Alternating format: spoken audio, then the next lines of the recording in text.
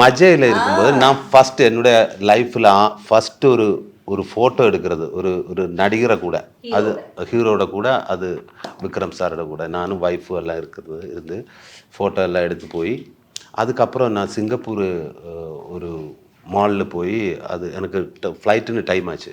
அப்போ டேய் வா என் ஃப்ரெண்டு விളിച്ചിട്ട് யாராவது வருவிட போவா എന്ന് പറഞ്ഞിട്ട് சீக்கிரம் போகும்போது ஒரு ஆள் வந்து அது நான் உன்னோட ஃபேனு ஹாய் ஹலோ சுராஜ் நம்ம ஹலோ ஃபோட்டோ எடுக்கணும் ஓகே ரெடி நிற்கும்போது ஏய் விக்ரம் சார் நடுவில் தான் சார் நான் ஒரு ஃபேன் ஒரு ஃபோட்டோ எடுத்துக்கலாமான்னு கேட்டேன்.